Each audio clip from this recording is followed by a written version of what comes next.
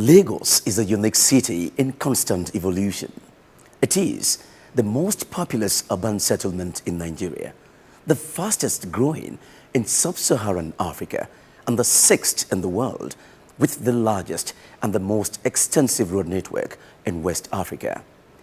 Major roads and highways are usually congested during peak hours, partly due to the geography of the city as well as its explosive transformation growth.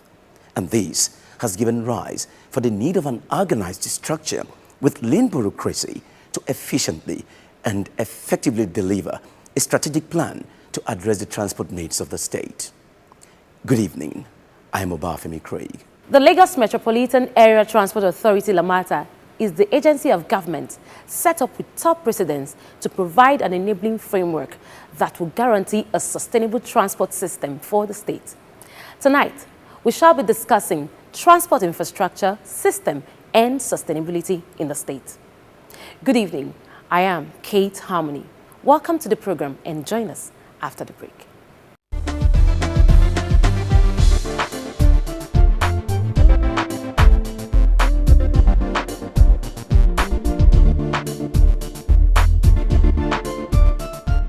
This is the news update on LAMATA FR. The operators of the Mile 12 to CMS Bus Rapid Transit System, in a move to boost bus operation and provide better service, has announced plans to add 100 new buses to its fleet. 25 of the new buses, assembled at the Ashok Leyland Assembly Plant in Lagos, are already at its depot in Ojota and are being prepared to commence operation. It is expected that the 100 new buses will have been fully delivered by the end of June 2014. The chairman of the Lagos NURTW Force BRT, operators of the Mile 12 to CMS Bus Rapid Transit System, Chief Sunday Yusuf, speaks on the acquisition of the new buses. The last time we came on the program, we promised Lagosian that we are going to purchase more buses in the BRT. Now we have managed to purchase 100 buses in grant. As of now, we are having 25 buses in grant now. And we promised the Lagosian that we put a smile on their faces in the next 2 months. The conversion of the Bus Rapid Transit BRT lanes from Mile 12 to CMS is progressing, with appreciable work done on the project. To date, about 975 meters have been converted from flexible to rigid pavement, another 500 meters and 1,975 meters scarified, waiting to be overlaid. Meanwhile, LAMATA has commended members of the public for the support it had received so far on the implementation of the project and assured it was working with the contractor to observe a agreed work program for its early delivery. It also commended motorists for observing caution signs placed along the work areas to warn and direct road users as appropriate. That was the news update. After the break, we shall bring you a feature on Stakeholders Platform on the update of the BRT extension from Mile 12 to Ikorodu Town. Stay with us.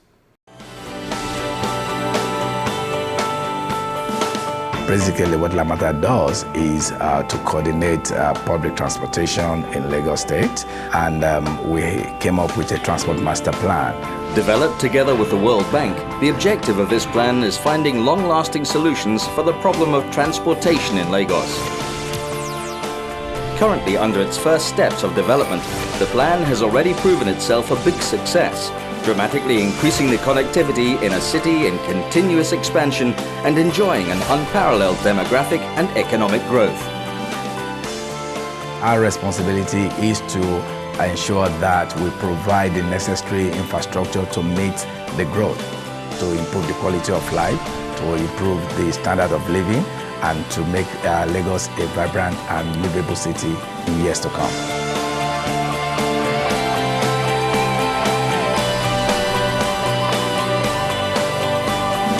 LAMATA, think transport. The whole road is formed. On my right, you can see the Lagos-bound traffic lanes, 2 lanes already made, up to the binder cost level. Okay. Just on my left here, the Ikorodu-bound carriageway, 2 lanes, new 2 lanes already formed. Okay. Here in the middle part is the BRT lane. Okay. The 2 lanes for the BRT. The BRT. You can see the BRT barriers. You can see them. You can see the outlet there. All right. That is serving as the final layer. The wearing course is going to be laid. Okay. And when it's laid, it's going to direct flow into those outlets. Okay. So that it will be well drained. All right. So that's what you are seeing. So on the old corridor between my 12 and Ajegunle, okay, the final layer will still be laid. Okay. After that, we have the road furnitures. You have the lane markings, signages. We are going to have the street lightings. The bases are there. They are showing on the moment. We are going to have the walkways. Then just over here, we are going to have the beautification, green. Okay. Because part of this project is to have some greens along the corridor. Okay. What's the status of work along this section? This is Itowolo. Itowolo is the first part of the rural section. And I don't mean rural in that sense. Rural is just for our own internal understanding and for procurement's sake. Just to my right, the Itowolo bridge is under construction. The piles and the pile cap are just being made. So then we are going to build the bridge deck and we continue the works on the bridge. So when the bridge is finished, the road will be joined and we have the 2 new lanes formed. Here we have the BRT lanes. You can see the filling stand is there. The drains for the BRT lane is laid. So the workers there are doing some works on the drains. And just on my left there, the excavator is fixing some covers to the drains. So when all this is done, the road layers will be built and this section will be completed. From here, it will take us to the last section, which is the urban section 2. All right, viewers, come along with us. Where are we and what has happened along the stretch of the corridor? This is urban section 2. Okay. The roundabout is there. Okay. The end of the 13.5 kilometer project. That's Ikorodu Ikorodu Township. This is the terminal of the project, the end point of the project. The BRT buses, they drive on this lane. As they come in here, this is a single lane. Okay. As they come in here, they swing into the terminal. Oh, all right. Yes. These 2 lanes you are seeing is the other traffic lanes. Okay. The other traffic lanes, so Lagos bound. Lagos bound. Okay. The one on my left is the other traffic lane to Ikorodu town. Can you share the challenges and what are the strategies that you have employed in surmounting them? One of the challenges is the markets. Okay. We have 2-3 locations where there are markets along this corridor. And because it's a World Bank project and Lagos State government is responsive, we cannot displace the markets without providing an alternative. Okay. So we are careful in dealing with them, in having consultation with them to inform them that the road project is going to cut through the market and we need to relocate them. And the new market, I must say, is somewhere in Agric, Oliwo-Dikon area. Right. Work is just commencing there. When we are done, we are going to remove them and we will relocate them to the new place. Indeed, stakeholders are beginning to have a better appreciation of the BRT extension project. They now see the benefit of the project towards the movement of people along the corridor. Commuters have been assured of faster travel time, affordable fare, security, and environmental-friendly transport system. All that is left now is continuous support by all stakeholders to ensure that the project is completed within the projected time for its completion. This is Stakeholders Platform. Bye for now.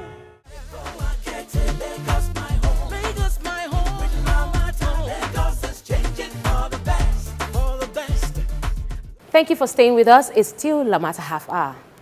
Craig, you know that in every part of the world where the citizens have actually enjoyed a good transport system, that the government and the private sector have invested hugely into transport infrastructure. Yeah. But then there is no way, absolutely no way, to enjoy a good transport system without proper funding.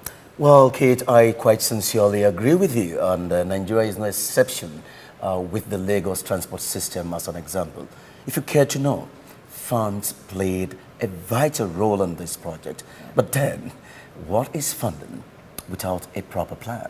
Oh yeah, that's a good question. And of course, you know that the public-private partnership program, sure, the Lagos state government has actually achieved a whole lot more. I know they did. I know they did. And so with that, we'll bring you a short feature just before the discussion segment. And in this feature, we'll closely look into transport investments in other climes. Let's watch this. In the last 15 years, the Lagos state government has been making huge investment in transport infrastructure. The investments have been noticeable in creation of the Lagos Metropolitan Area Transport Authority, LAMATA, Lagos State Traffic Management Authority, LASMA, LAGBUS, roads development, construction of the bus rapid transit system, urban railway, dredging of the waterways to promote water transportation, among others. Infrastructure investment is known to have socio-economic benefits such as job creation, productivity improvement, access to services, particularly health services, among others. The state government has also come to structure its investment by identifying the needs of different areas in the state through the creation of regional plans and a strategic transport master plan, which details the transport infrastructural needs of the state into the year 2032. The investments by the government take cognizance of what is happening in other parts of the world. In a 2011 report, McKinsey & Company estimates that the United Kingdom would require £350 billion over the next 2 decades for maintaining, renewing, and expanding the UK's transport infrastructure. The projected huge spending is premised on significant increase in demand for transport infrastructure and services.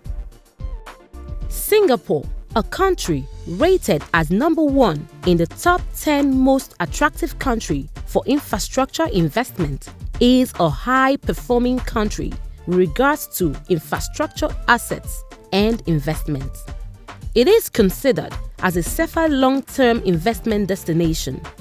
The country is currently investing in the 42-kilometer Downtown Mass Rail Transit (MRT) rail line, the 5th Rail Mass Rapid Transit line in Singapore, the Marina Coastal Expressway and Changi Airport Terminal 4, which is being built to redefine passengers' travel experience, raise operational efficiency and manpower productivity for airlines and airport agencies.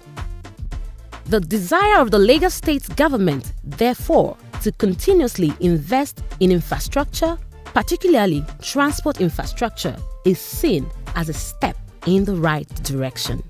The first phase of the Bus Rapid Transit BRT system, commissioned over 6 years ago, is still being used and indeed currently being upgraded. The transport infrastructure is being extended to Ikorodu from Mile 12. The government is also implementing the first of the 6 rail lines for Lagos, the Okokomaiko to Marina Blue Line Rail project, apart from investments in road projects across the state. The investments would need to be sustained and protected. How would this be achieved? Who would champion it? The government or the private sector? These are questions begging to be answered.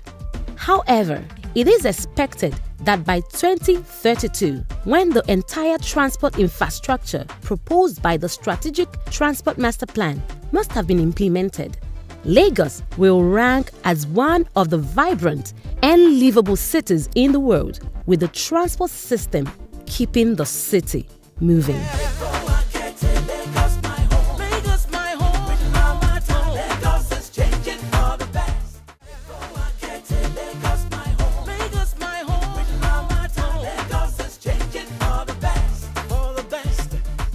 Well, if you are just joining us, this is Lamata Afar.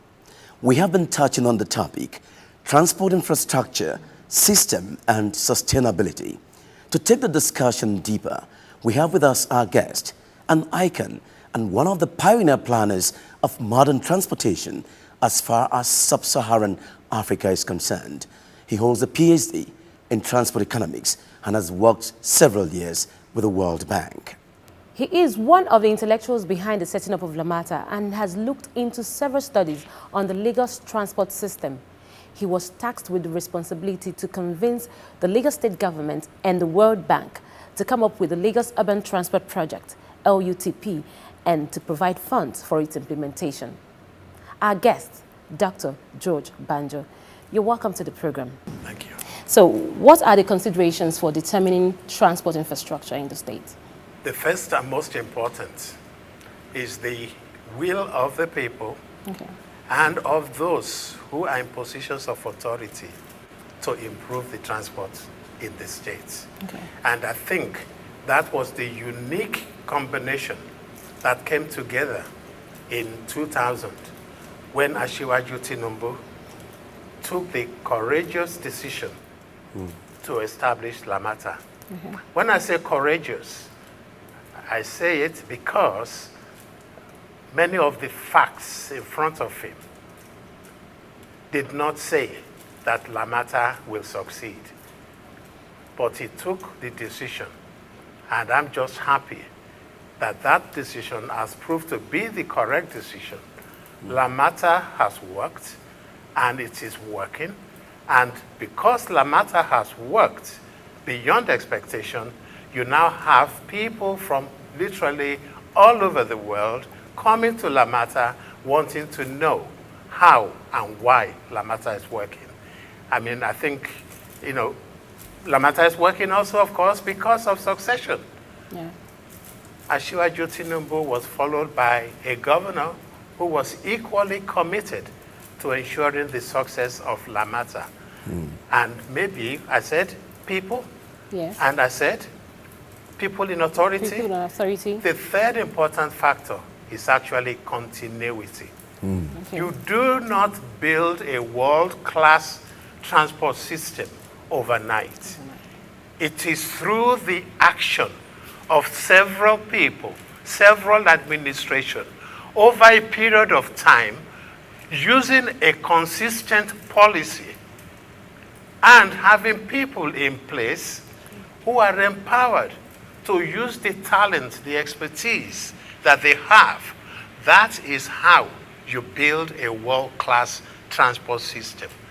And again, if I may say so, I think the last few years is beginning to demonstrate that perhaps in Lagos State, we are beginning to have all these things coming together. Given the peculiar nature of Africa as it is, and of course its infrastructural development, are there certain parameters that can be used to determine the public transport infrastructure within the continent? By God's grace, I've worked in maybe 20, 25 countries all over the world. I've looked at, studied their transport system, and I've helped them in terms of improving their transport system. To be frank, I don't think there's that much that is different. When it rains in Macedonia, in their capital, Skopje, you get congestion, you get go slow, you have people trying to do all kinds of maneuvers, okay? And I think even in New York, even in England and so on, you get similar kind of behaviors. Do you know something? If the transport infrastructure that exists in most African countries were to exist in Europe or America or China, there'll be no difference in behavior. There'll be no difference in behavior because how do you mean? the infrastructure is so inadequate. It does not help you to be the good citizen, okay? It does not help you to be the good citizen because, for example, coming here for this, and thank you for inviting me. It's a pleasure to have you, sir. I was coming from, using the Lagos-Ibadan Expressway, and we were delayed. And of course, people started doing all kinds of things. No, very. There was nothing on the radio to tell you, oh, such and such has happened, and so therefore, you know what the problem is. It's only when you get to the problem, you find that a trailer that is overturned, that you know what the problem. But before then, many people, because they don't know what that problem is, they've used all kinds of maneuvers to try to get to. I used to live in Washington. Whenever I left the house in my car, I would switch on a radio, and I think you have a similar radio here. Yeah, we have the traffic radio. That's it, that's very good. Traffic radio. I will switch it on in order to find out what is the traffic situation along the route that I'm proposing. And many times I will hear, oh, there's a problem. That's right. And then I will use an alternative route. Dr. Banjo, how would you judge if the government is providing adequate infrastructure, transport infrastructure and system? And I want to know, is it possible for us to have our own indigenous system other than just to import foreign systems from other countries and just apply them here? Okay, let me take that last point, that last dimension of your question. And I'll give you 2 examples of how the government, the people in the position to manage the transport system have indigenized. Okay. It used to be thought that it was impossible to have traffic signals in Lagos State. Why? Because of the power system. Lo and behold, I believe it was the commissioner at that time, he then got the private sector involved. Where you have a large private sector near a junction, and they are using generators, he discussed with them and they allowed the state to tap into their generating capacity because the traffic light doesn't use that much power. Okay? And that is an indigenous approach, if I may put it that way. Another is the BRT. You know, many people, professionals like me, they do not believe that we have BRT, Bus Rapid Transit, in Lagos. In fact, internationally they call it, and I think Lamata also uses the terminology, BRT Light. Okay? If you want a proper BRT, like they have in Johannesburg and they're trying to establish in other cities in South Africa, you probably need $14 million. Okay? Per kilometer. Per kilometer. Per kilometer. Okay? I believe my figure is right for South Africa, for Joburg. And in here, I think you have managed, the government has managed to do it for maybe 1/10 of that amount. Okay? Now, what does that do? I mean, it means that you can do 10 BRT lights, okay, compared to just one BRT where you have, dedicated lane, 2 lanes, 3 lanes, and so on and so forth. I mean, that's the dream. But when you do not have the money to live the dream, and when the needs and the sufferings of the people are of such an extent that you need to do something, then why don't you go halfway? Why don't you go a third way? Now people have seen that BRT is a much better approach, a much better system than what existed before.